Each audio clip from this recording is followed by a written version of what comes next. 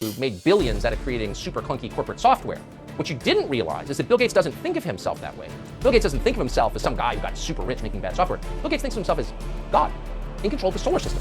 And that's why Bill Gates is now backing something called sun-dimming technology that would reflect sunlight out of the Earth's atmosphere, causing global cooling. Getting really tired of this, seeing the skies like this, man.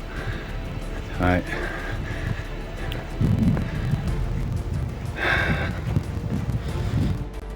Ooh, that's not fraught with risks. You thought gain-of-function research on pathogens was dangerous. Try that, but that doesn't stop Harvard University.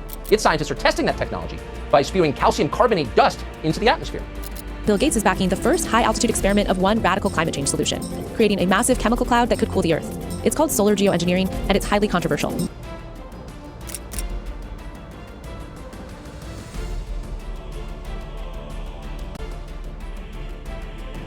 Does anyone else feel like that's just a unnaturally white, bright sun? It would look something like this. Thousands of planes would fly very high and use nozzles to inject millions of tons of light-reflecting particles into the stratosphere. It would create a thin chemical cloud of those particles around the whole planet, blocking some sunlight from reaching the surface. It would mimic a giant volcanic eruption, which we know cools the Earth.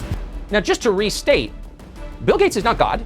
Bill Gates is some kind of weird, socially awkward rich guy who lives in Seattle. He doesn't own the planet, but he's now changing the planet single-handedly. This is not just over his yard in Seattle, this is over your yard and our oceans and the whole planet. Now, according to Forbes, Frank Kutch, who's the project's top investigator, quote, does not know what the results might bring.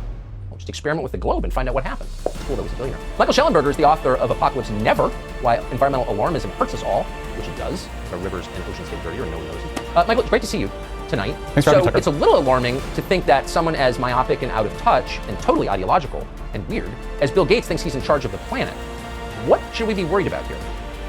I mean, basically everything. I mean, when I first heard about this over 2 decades ago, this was a thought experiment, but this is real. They're really trying to do this. They've encountered opposition every step of the way. I've co-authored articles with the Harvard investigator. We've told him personally this is a terrible idea. The vast majority of scientists disagree with this. You have to remember what they're proposing to do is identical to what we feared would occur after nuclear war in the 1980s, which is nuclear winter. The idea is that you cool the planet deliberately.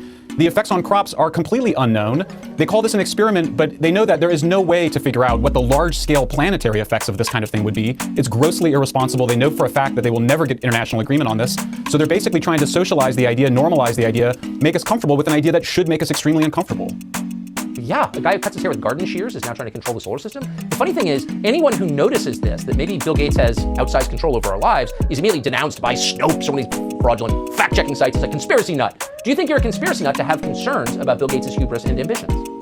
No, I mean, this is bonkers. I mean, honestly, there are very few people, when you talk to them privately, think it's a good idea. There's a lot of people that are very scared to speak out publicly because Bill Gates' influence is extraordinary. He's a massive philanthropist. Yeah, Ed! I think his intentions are very good. Nobody doubts he's well-intentioned.